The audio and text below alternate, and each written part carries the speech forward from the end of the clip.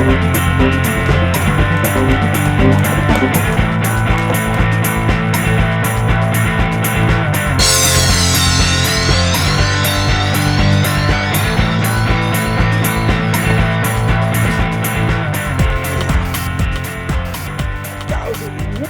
if you're wondering what's up, the thing is, when you're making a video about something like lowering off of chains, you're essentially you're dealing with some regional biases. You know, some places do it one way, some places do another. There's some strong opinions about whether you should even lower off the chains, or should you wrap every time.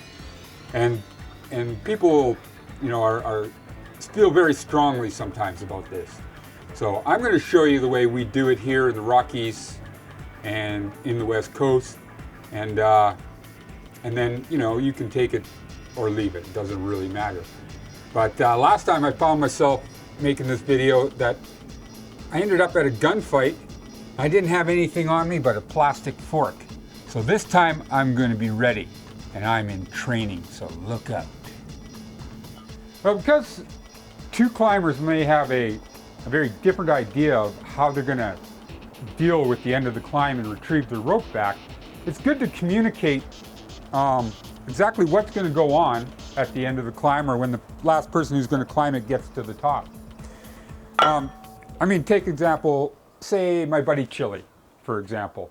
Chili, where they come from, they always clip in when they get to the top, and then they set the rope up to rappel, and then they rappel down. And the reason being is that they don't feel like lowering off of it, off the chain ends, because they feel that they're going to wear the chain ends out, and this is going to become a safety hazard for other climbers. Meanwhile, my buddy, say JT512, where he comes from, they always just sort of set themselves up, clip in, feed the rope through the chain ends, tie back in, and then make sure that their partner has them on belay and nice and tight, and then they just lower off. He unties and retrieves his rope.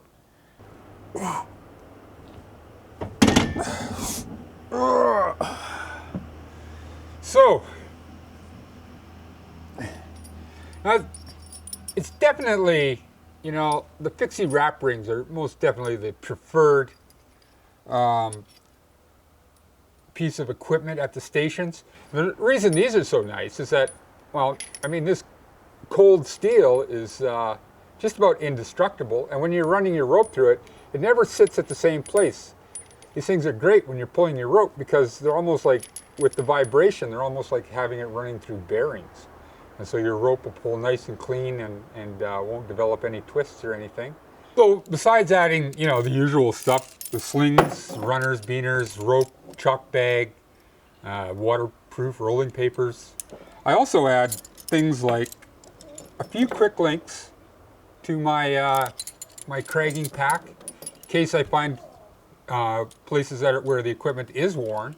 And I'll even carry a couple of these monster quick links to make a more permanent fixture. So if I do see chain ends that aren't joined together, then I can add a quick link, and when we feed the rope and lower up and down on that, whatever, 5 years later, when this thing starts to show some wear, somebody can come along and, you know, throw in their $2.50 and replace it. You know, the thing is that the maintenance of a climbing area is everybody's responsibility, right? So don't feel that you have to have been climbing for 20 years. I mean, if you see something that needs doing at your local climbing area, then go ahead and do it. Just feel free to do it. I mean, nobody's going to get down on you for, you know, upgrading chains to ring bolts. You'll still use the same bolts, so the bolts have been already taken care of.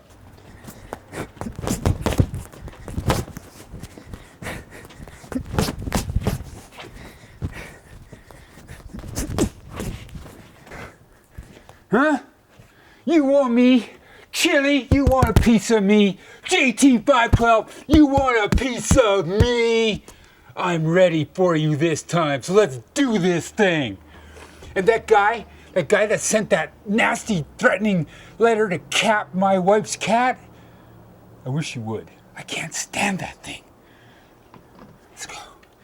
Come on, let's go and do it. Okay, so I've climbed this super hard route. You know, it's 5:13 and I'm getting a little pumped, so I want to get something in quick so I don't blow off and end up taking a fall. So I'll really quickly just throw another runner in. Okay, so I'm more or less on belay right here. Now I want to secure myself to the chain station. Probably the quickest way to do that right off is to clip my belay loop and then just step up. All right, so now I'm still on belay and I'm clipped in here. Now what I want to do is perhaps take another draw and with the gates facing opposite of each other, clip my second chain station. Okay, so I'm feeling pretty comfortable here. I have one draw in this way, with the gates facing this way, another draw with the gates facing that way, and I'm on 2 bolts and on 2 good chains. So I'm feeling pretty good about that. Now the next thing I'm going to want to do is clip off my rope so that I don't drop it, okay? So I do that. There we go. Feeling pretty good. There. Now I want to feed my rope through the chain ends because I can't get through there. So as long as I'm, keeping this tight, nothing's going to move. I'm feeling pretty good. Plus it's the redundancy. I have a backup here and a backup here. I will also girth hitch on occasion a sewn sling through my belay loop and then clip in here with a locking carabiner and then also back it up again with another quick draw.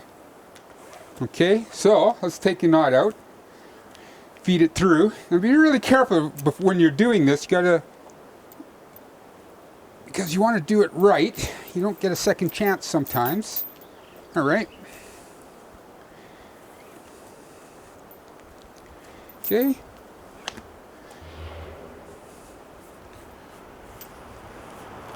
Now, tie back into my harness, so be really careful. Watch how you're doing it. Look through. Rethread your figure of 8.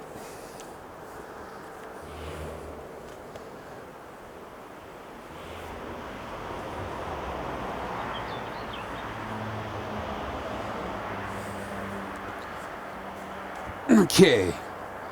And don't be had. Check your harness, anchor, and device. Can't check the device because my belayer down there has it. However, my harness is tied correctly. My anchor looks good. All right. So the next step now is to untie my rope because I'm fed through here and I'm still tied in here. There we go.